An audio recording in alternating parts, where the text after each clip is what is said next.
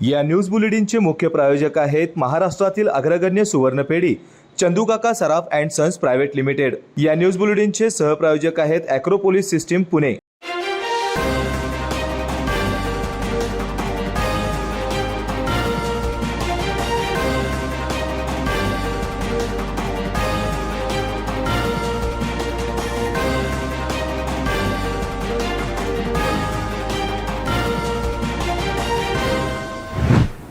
कोल्हापूरसारख्या ऐतिहासिक शहरात आयुक्तपद मिळालं हे माझं भाग्य असून इथल्या नागरिकांच्या पायाभूत गरजा ओळखून समस्या सोडवण्यासाठी प्राधान्य देणार आणि आजच सर्व विभागांचा आढावा घेऊन प्रलंबित प्रकल्प आणि योजना मार्गी लावण्याचा प्रयत्न करणार असं प्रतिपादन कोल्हापूर महानगरपालिकेच्या नूतन आयुक्त के मंजुलक्ष्मी यांनी व्यक्त केल्या। आज के मंजुलक्ष्मी यांनी कोल्हापूर महानगरपालिकेचा पदभार स्वीकारला। यानंतर त्या प्रसारमाध्यमांशी बोलत होत्या। तत्कालीन आयुक्त डॉक्टर कादंबरी बलकवडे यांच्या बदलीनंतर गेल्या 2.5 महिन्यांपासून कोल्हापूर महानगरपालिकेचे आयुक्तपद रिक्त होते। कोल्हापूरला कायमस्वरूपी आयुक्त मिळावा यासाठी विविध पक्ष संघटना आणि सर्वसामान्य कोल्हापूरकरांतून मागणी होत होती। याबाबत राजकीय वादविवाद देखील झाले। अखेर मंगळवारी कोल्हापूरला कायमस्वरूपी आयुक्त देण्याचे आदेश मिळाले। त्यानुसार के मंजुलक्ष्मी यांनी आज कोल्हापूर महानगरपालिकेच्या आयुक्त पदाचा पदभार स्वीकारला। के मंजुलक्ष्मी यापूर्वी सिंधुदुर्ग जिल्ह्याच्या जिल्हाधिकारी म्हणून काम पाहत होत्या। सिंधुदुर्गनंतर त्यांची कोल्हापूरला आयुक्त म्हणून बदली करण्यात आली आहे। यावेळी बोलताना के मंजुलक्ष्मी यांनी श्री अंबाबाईच्या दर्शनासाठी नेहमी कोल्हापूरला येत असते, त्यामुळे या शहराची माहिती असून कोल्हापूरसारख्या ऐतिहासिक शहरात काम करण्याची संधी मिळते हे माझं भाग्य असल्याचं यावेळी सांगितलं। वेळेत आणि चांगलं काम लोकांना दिलं तरच लोकांचा विश्वास वाढतो। 100% स्वच्छतेवर भर देण्याबरोबरच आजच सर्व विभागांचा आढावा घेऊन प्रलंबित प्रकल्प आणि योजना मार्गी लावण्याचा प्रयत्न करणार असल्याच्या भावना त्यांनी व्यक्त केल्या आहेत। नमस्कार, मी मंजुलक्ष्मी। आताच मी कोल्हापूर महानगरपालिकेच्या आयुक्त म्हणून पदभार स्वीकारले। जास्त आताच जॉईन झाल्यामुळे इकडचे जे स्पेसिफिक इश्यूज आहे त्याच्याबद्दल आपण समजून त्याचा सोल्युशन काढायला पण प्रयत्न करणार आहे। पण बेसिक आमच्या सगळे महानगरपालिकाच्या टीम कडून सर्वसामान्य लोकांना आपण चांगल्या सेवा कसा लवकर पोहोचवायच्या आणि कसा क्वालिटीच्या सेवा त्यांना द्यायचे हाच आपला मुख्य हेतू राहणार आहे, मुख्य उद्देश आपल्या महानगरपालिकाचा राहणार। त्याच्यासोबत बाकीच्या प्रोजेक्ट्स पण आता सगळ्यांच्या डिस्कशन वरून असं समजलं की वेकेंट असल्यामुळे काही प्रोजेक्ट्स वगैरे डिले झालेले आहे। त्याच्याबद्दल पण आपण लवकरात आज दुपारीच रिव्ह्यू मीटिंग्स ठेवलेली आहे। त्याच्यातून आपण लवकरात लवकर काही डिले झालेले प्रोजेक्ट्सच्या या स्कीम्सच्या वगैरे पण सोल्युशन्स काढायला प्रयत्न करणार आहे। सगळ्यांचे सहकार्य असावे। धन्यवाद। राष्ट्रवादी काँग्रेसचे सर्वेसर्वा शरद पवार हे शुक्रवारपासून 2 दिवस कोल्हापूर दौऱ्यावर येत आहेत। राष्ट्रवादी काँग्रेसच्या फुटीनंतर शरद पवार हे पहिल्यांदाच कोल्हापुरात येत असून त्यांची दसरा चौकात जाहीर सभा होणार आहे। शुक्रवारी सायंकाळी 5 वाजता ते दहिवडी येथून कोल्हापुरात येणार आहेत। सायंकाळी 6 वाजता ते दसरा चौकातील सभेच्या ठिकाणी जाणार आहेत। याच दिवशी त्यांचा कोल्हापुरात मुक्काम असून शनिवारी सकाळी 9:30 वाजता ते शिष्टमंडळाला भेट देणार आहेत। दुसऱ्या दिवशी सकाळी 11 वाजता पत्रकार परिषदेचे आयोजन केले असून दुपारी 12 वाजता शाहू जन्मस्थळ येथे ते भेट देऊन अभिवादन करणार आहेत। त्यानंतर राष्ट्रवादीचे जिल्हाध्यक्ष व्ही पाटील यांच्या घरी जाणार आहेत। दुपारी 2:30 वाजता महासैनिक दरबार हॉल येथील हिंदू मजदूर कार्यक्रमास उपस्थित राहणार आहेत। त्यानंतर सायंकाळी 6 वाजता ते पुण्याकडे रवाना होणार आहेत। राष्ट्रवादी काँग्रेसचे अध्यक्ष शरद पवार यांची सभा यशस्वी करण्यासाठी राष्ट्रवादी काँग्रेसचे आमदार रोहित पवार हे देखील कोल्हापूर दौऱ्यावर येत आहेत।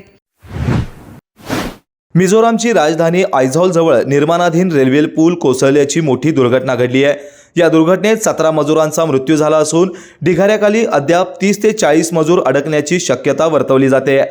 या मजुरांना वाचवण्यासाठी बचाव कार्य सुरू करण्यात आलं आहे। मिझोरामच्या रेल्वे ओव्हरब्रिज प्रकल्पावर हे मजूर काम करत होते। दुर्घटनाग्रस्त पूल क्रमांक 196 ची उंची 104 मीटर असून हा पूल दिल्लीच्या कुतुब मिनारपेक्षाही उंच आहे। या पुलावरून रेल्वे वाहतूक सुरू झाल्यानंतर मिझोराम देशाच्या विशाल रेल्वे नेटवर्कशी जोडलं जाईल असा दावा प्रशासनानं केला होता। मात्र या पुलाचं काम पूर्ण होण्यापूर्वीच ही दुर्घटना घडली आहे। पंतप्रधान नरेंद्र मोदी यांनी रेल्वे पूल कोसळून झालेल्या दुर्घटनेबाबत शोक व्यक्त केला असून मृतांच्या कुटुंबियांना मदत देणार असल्याची घोषणा देखील त्यांनी केली आहे। ज्योतिबाच्या नावानं चांगभलं, महादेव काळभैरव, श्री यमाई देवी आणि आदिमाया चोपडाई देवीच्या नावानं चांगभलं या जयघोषात श्री क्षेत्र ज्योतिबा डोंगरावर आदिमाया चोपडाई देवीची श्रावण षष्ठी यात्रा उत्साहात संपन्न झाली। या यात्रेसाठी महाराष्ट्र, कर्नाटक, आंध्र प्रदेश आणि गुजरात राज्यातून सुमारे 3 लाख भाविकांनी हजेरी लावली होती। त्यामुळे श्रावण षष्ठी यात्रेला चैत्र यात्रेचं स्वरूप आलं। तब्बल 15 वर्षांनंतर यंदा षष्ठी यात्रेला कडक उन्हाचा तडाखा बसला। गुलालाची मुक्त उधळण करत भाविकांनी श्री ज्योतिबा देवाचं दर्शन घेतलं। श्रावण षष्ठीनिमित्त मंदिरात पहाटेपासून विविध धार्मिक विधी पार पडल्या आहेत। त्याचबरोबर मंदिरात धार्मिक कार्यक्रमांचं देखील आयोजन करण्यात आलंय। देवस्थान समिती, ग्रामपंचायतीसह पोलीस प्रशासनाने यात्रेच्या पार्श्वभूमीवर नेटकं नियोजन आणि चोख बंदोबस्त तैनात केलाय।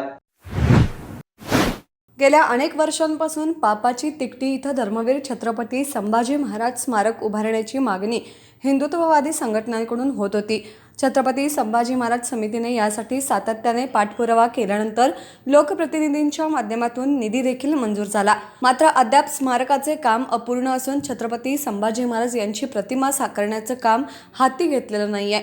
महापालिका प्रशासनाकडे वारंवार पाठपुरावा करूनही महापालिका प्रशासनाचे दुर्लक्ष होत असल्याचा आरोप करत स्मारक समितीच्या सदस्यांनी ओंकार शिंदे यांच्या नेतृत्वाखाली संतोष आयरे, निसार सतार मेकर, दिलीप वाळा, किशोर गवळी, किशोर देसाई यांनी एक दिवसीय लाक्षणिक उपोषण केलं। धर्मवीर छत्रपती संभाजी महाराज यांच्या स्मारकाचे काम तत्काळ पूर्ण करा अशी मागणी यावेळी ओंकार शिंदे यांनी व्यक्त केली आहे। दरम्यान काँग्रेसचे माजी स्थायी समिती सभापती शारंगधर देशमुख यांच्यासह काँग्रेसच्या पदाधिकाऱ्यांनी उपोषणस्थळी भेट देऊन उपोषणाला पाठिंबा दिला।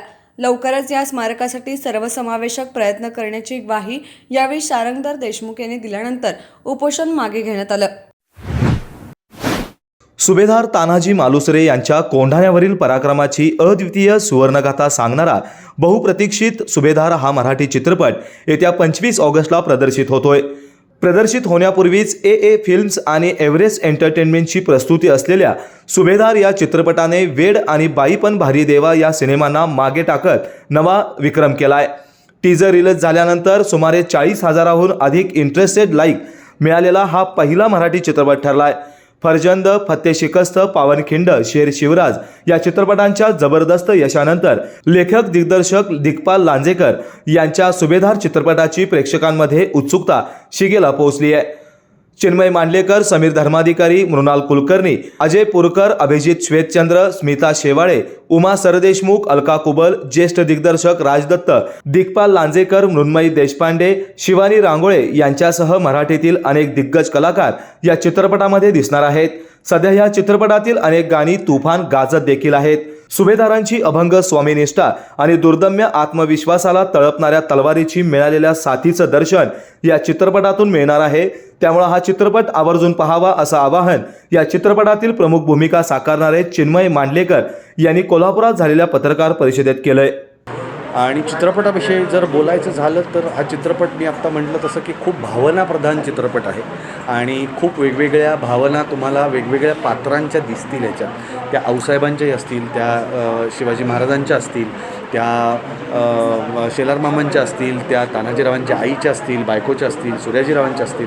तर ह्या सगळ्या भावनांचा कल्लोळ म्हणजे सुभेदार। आणि ह्या सगळ्या भावना कशासाठी तर स्वराज्यासाठी, ज्याच्यात सर्वोच्च बलिदान तानाजीरावांनी दिलं ते कोंढाण्याच्या लढाईमध्ये। तर असा हा चित्रपट लवकरच प्रदर्शित होतो आहे आणि हा सर्व चित्रपटगृहांमध्ये इतर देशांमध्ये देखील रिलीज होतो आहे। 12 देशांमध्ये रिलीज होतो आहे आणि त्यामुळे हा चित्रपट आवर्जून थिएटरमध्ये जाऊन बघा, कारण याचं संगीत खूप लोकांना आवडलेलं आहे, त्या लोकांनी डोक्यावर घेतलेलं आहे। आणि 7.1 डॉल्बीमध्ये जेव्हा हे म्युझिक वाजतं तेव्हा त्याचा एक वेगळा इफेक्ट तुम्हाला ॲज अन ऑडियन्स होतो। त्यामुळे माझं असं आव्हान आहे सर्वांना की एकट्याने हा चित्रपट बघू नका। तुमचे मित्र, परिवार, नातेवाईक किंवा तुम्ही कुठल्या जिममध्ये असाल ते जिममधल्या सगळ्या तुमच्या सभासदांना घेऊन जा, मित्रांना घेऊन जा, अशा सर्वांनी बघायचा चित्रपट म्हणजे सुभेदार। आणि आम्ही कायम हल्ली म्हणायला लागलो आहे की छत्रपती शिवाजी महाराजांचं हे स्वराज्य अनुभवायचं म्हणजे हा एक सोहळा असावा आपल्या सर्व मराठी लोकांसाठी। त्यामुळे 25 तारखेपासून या सोहळ्याला प्रारंभ होत आहे। तर ह्या सोहळ्यात आपण सगळेजण मिळून सहभागी होऊयात आणि हा सोहळा आपण साजरा करूयात. हर हर महादेव. शिवराज अष्टकातील हा 5वा सिनेमा असून इतिहास डोळ्यासमोर ठेवणारा सुभेदार हा चित्रपट नक्कीच प्रेक्षकांच्या पसंतीला पडेल असा विश्वास चित्रपटातील कलाकार समीर धर्माधिकारी यांनी व्यक्त केला. अप्रतिम म्हणजे आपल्या कलाकृतीची कोणी कौतुक केलं, स्पेशली प्रेक्षकांनी मायबापांनी केलं तर त्याचा आनंद फार मोठा आहेच, अवश्य आहे. तर त्या प्रोमोज आणि ट्रेलर बघून तुम्ही एवढं आमचं कौतुक केलंय, तर खात्री आहे की 25 तारखेला तुम्ही सहकुटुंब आमचं सुभेदार हे चित्रपट बघायला थिएटर्समध्ये नक्की जाणार. अप्रतिम म्हणजे आता प्रत्येक फिल्म जी आता आम्ही चित्रपट केलं, प्रत्येक पुष्प केलं, प्रत्येकाचा अनुभव फार वेगवेगळा आहे. यावेळेस मला शिलान मामाची भूमिका करायला मिळाली. त्याच्यातला जो अनुभव आहे तो तुम्ही चित्रपट बघूनच सांगा की मला कसा अनुभव असेल, कारण तुम्हाला नक्की भावेल तो. Thank you sir. थँक्यू. या पत्रकार परिषदेला सुभेदार चित्रपटातील दिग्गज कलाकार उपस्थित होते. कागल तालुक्यातील वंदूर येथील ग्रामदैवत हनुमान मंदिरात 10 ऑगस्ट रोजी चोरी झाल्याचा प्रकार उघडकीस आला होता. चोरट्याने मंदिरातील चांदीची प्रभावळी लंपास केली होती. या प्रकरणी कागल पोलिसांनी तपास करून 4 सराईत चोरट्यांना ताब्यात घेतले. त्यांच्याकडून हनुमान मंदिरातील चांदी, मोटारसायकल, मोबाईल असा एकूण 6,04,000चा मुद्देमाल हस्तगत केलाय. या चोरीचा मुख्य सूत्रधार लखन माने, त्याचा साथीदार बापू गायकवाड, युवराज शेटके आणि व्यंकटेश कांबळे यांना पोलिसांनी ताब्यात घेतले, अशी माहिती करवीर विभागाचे पोलीस अधीक्षक संकेत गोसावी यांनी पत्रकार परिषदेत दिली. 10 ऑगस्ट रोजी झालेल्या चोरीनंतर गावामध्ये नाराजीचा सूर होता. चोरीचा तपास करण्यासाठी ठसेतज्ञ आणि श्वान पथकालाही पाचारण करण्यात आले होते. चोरी प्रकरणी गोपनीय बातमीदाराने दिलेल्या माहितीनुसार पोलिसांनी पुणे जिल्ह्यातील कात्रजमधून सराईत चोरटा लखन माने याला ताब्यात घेतल्यानंतर या चोरीचा उलगडा झाल्याचे कागल पोलीस ठाण्याचे पोलीस निरीक्षक गजेंद्र लोहार यांनी सांगितलं. ही कारवाई पोलीस अधीक्षक महेंद्र पंडित, अप्पर पोलीस अधीक्षक जयश्री देसाई, उपविभागीय पोलीस अधिकारी संकेत गोसावी यांच्या मार्गदर्शनाखाली पोलीस निरीक्षक गजेंद्र लोहार, उपनिरीक्षक रविकांत गच्चे, मोनिका खडके, महादेव बिरंजे, विजय पाटील, विकास चव्हाण, आसमा जमादार, मनीषा ढेकळे, रवींद्रकुमार साळुंखे, सदाशिव शेंडे यांनी केली आहे. PI यांच्या अथक परिश्रमानं तसेच माननीय SP सो आणि ॲडिशनल SP मॅडम यांच्या मार्गदर्शनाखाली उघडकीस आलेली आहे. सदर मंदिर घरफोडीमध्ये जे 4 गुन्हेगार आतापर्यंत निष्पन्न झालेले आहेत ते सर्व रेकॉर्डवरील आहेत आणि त्यातील लखन माने हा जो आहे तो वंदूर गावचाच रहिवासी आहे. त्यामुळे आम्ही वारंवार त्याला चेक करत होतो. तो बेलवर बाहेर पडल्यानंतर वारंवार चेक केला जात होतो, पण गुन्हा घडण्याच्या आधी 3 दिवसापासून तो गावातून बाहेर होता. त्यामुळं जेव्हा गुन्हा घडला त्यानंतर आम्हाला त्याच्यावर जास्त संशय होता आणि त्यामुळं आम्ही त्यानंतर वेळोवेळी तांत्रिक जे दुवे आहेत किंवा तांत्रिक पुरावे आहेत त्यांची मदत घेऊन CCTV फुटेज वगैरे प्राप्त करून त्याला तांत्रिक दुव्यांच्या आधारे पुण्यातील कात्रज येथून ताब्यात घेतला. आमची टीम पाठवून ताब्यात घेतला आणि त्यानंतर इतर आरोपींची नावं निष्पन्न झालेली आहेत. तसेच सदर गुन्ह्यामध्ये चोरीला गेलेला जो मुद्देमाल आहे जो की 9-9.5 किलोच्या आसपास चांदीचा मुद्देमाल आहे तो जप्त झालेला आहे. तसेच मोटरसायकल, मोबाईल आणि इतर साहित्य हे सुद्धा जप्त झालेलं आहे. सदरची कारवाई ही माननीय पोलीस अधीक्षक सो महेंद्र पंडित सर, तसेच माननीय अपर पोलीस अधीक्षक कोल्हापूर जयश्री देसाई मॅडम यांचे, तसेच आमचे मार्गदर्शनाखाली पोलीस निरीक्षक कागल श्री गजेंद्र लोहार, PSI गच्चे, तसेच महिला पोलीस उपनिरीक्षक खडके, तसेच HC बिरंजे, HC विजय तुकाराम पाटील, पोलीस अंमलदार विकास चव्हाण, सुनील कांबळे, राजीव सावंत, तसेच महिला पोलीस अंमलदार आसमा जमादार, मनीषा ढेकळे, तसेच चालक अंमलदार साळुंखे शेंडे यांनी केलेली आहे. आणि सदर कारवाईच्यामुळं आमचे तसेच कागल पोलीस स्टेशनच्या हद्दीतील लोकांचं सुद्धा मनोबल वाढलेलं आहे. कारण की अशा प्रकारच्या चोऱ्या आहेत त्यांना वेळीच आळा बसल्यानंतर आमच्याबद्दलचा विश्वास हा वाढत असतो आणि अशाच पद्धतीची कारवाई यापुढेही DB कडून अपेक्षित आहे. गोकुळची सर्वसाधारण सभा 15 सप्टेंबर रोजी पंचतारांकित औद्योगिक वसाहतीमधील पशुखाद्य कारखान्यामध्ये होणार आहे. गोकुळमध्ये सत्तांतर झाल्यानंतरची ही तिसरी सभा आहे. गोकुळची सर्वसाधारण सभा बाहेर घेतली म्हणून विरोधकांनी त्यावर टीका केली होती. या पार्श्वभूमीवर सभेच्या तयारीसाठी अधिकाऱ्यांची धावपळ सुरू आहे. यामुळे 15 सप्टेंबर रोजी होणाऱ्या गोकुळच्या सर्वसाधारण सभेकडे सर्वांचे लक्ष लागून राहिले आहे. पूर्वी रस्त्यावर मिळणारा वडापाव आज 5 स्टार हॉटेलच्या किचनमध्ये रुबाबात वावरतोय. लहानांपासून मोठ्यांपर्यंत सर्वांच्या आवडीचा वडापाव. आज आहे जागतिक वडापाव दिवस. या दिवसाच्या निमित्ताने कोल्हापुरातील वडापाव खवय्यांच्या प्रतिक्रिया जाणून घेतल्या आहेत आमच्या प्रतिनिधी सुरेखा शेजाळे यांनी. काहींना आश्चर्य वाटेल पण आज आहे जागतिक वडापाव दिवस. 23 ऑगस्ट हा जागतिक वडापाव दिवस म्हणून सेलिब्रेट केला जातोय. खवय्यांचं शहर म्हणून ओळखल्या जाणाऱ्या कोल्हापूरमध्ये वडापाव खाणाऱ्यांची कमी नाही आणि वडापाव खाण्यासाठी नेहमी सर्वत्र गर्दी असते. फुटपाथवर मिळणारा वडा आज सेलिब्रिटी झालाय. तर आज आपण जागतिक वडापाव दिवस या निमित्तानं वडापाव खवय्यांच्या प्रतिक्रिया जाणून घेणार आहोत. तर नमस्ते सर, तुम्हाला वडापाव का आवडतो? मी फार वर्षापासून वडापाव खातो ॲक्च्युली. आमच्या कोल्हापुरात प्रत्येक ठिकाणी वडापावची टेस्ट फार वेगळी असते, खमंग असते, कुठेही खा. आणि हा वडापाव हा असा पदार्थ आहे, तो जसा गरीबाचा लाडका आहे तसा श्रीमंताचाही लाडका आहे काय. त्यामुळे मी जेव्हा मिळेल तेव्हा मी वडापाव खात असतो. तर आज जागतिक वडापाव दिवस आहे, तर त्या निमित्तानं तुम्ही काय सांगाल? जागतिक वडापाव निमित्तानं मला एकच सांगायचं आहे की लोकांनी आमच्या कोल्हापूरच्या वडापावची टेस्ट ही जगापेक्षा वेगळी आहे. तर खवय्यगिऱ्यांना सांगतो की जे बाहेरचे लोक आहेत त्यांना सुद्धा मला या आपल्या निमित्तानं सांगावं असं वाटेल की कोल्हापुरात या वडापावची टेस्ट बघा. मी लहानपणापासून माझं सगळ्यात फेवरेट स्ट्रीट फूड म्हणलं तर वडापाव. मला वाटतं वडापाव कोणाला आवडत नाही असं कोणीही नसेल. मला वाटते सगळ्यांना, अगदी लहानापासून मोठ्यांपर्यंत सगळ्यांना वडापाव आवडतो. त्यामुळे वडापाव का आवडतो हा प्रश्न होऊ शकत नाही. सगळ्यांना वडापाव हा आवडतोच. तर सर आज जागतिक वडापाव दिवस आहे, तर त्या निमित्तानं तुम्ही काय सांगाल? जागतिक वडापावचं एक वैशिष्ट्य म्हणजे तो सर्वसामान्य लोकांचं भूक भागवतो. मला वाटते मुंबईसारख्या किंवा मोठ्या शहरासारख्या लोक फक्त वडापाववर मला वाटते थोडेफार जेवण असं जगतात. वडापाव एक मुख्य एक भोजन म्हणून वडापाव असं सगळ्यांना हे होते. आणि वडापावचं एक मेन वैशिष्ट्य म्हणजे वडापाव सगळ्यांना कुठेही, आता आमच्या कोल्हापुरात वडापाव सगळ्यांना सगळे असे फेमस जागा खूप स्पॉट आहेत. वडापाव कोल्हापुरात तर फेमस, मुंबईसारख्या ठिकाणी तर खूप फेमस स्पॉट आहेत. त्यामुळे प्रत्येक ठिकाणी वडापाव चांगलाच मिळतो मला असं वाटते.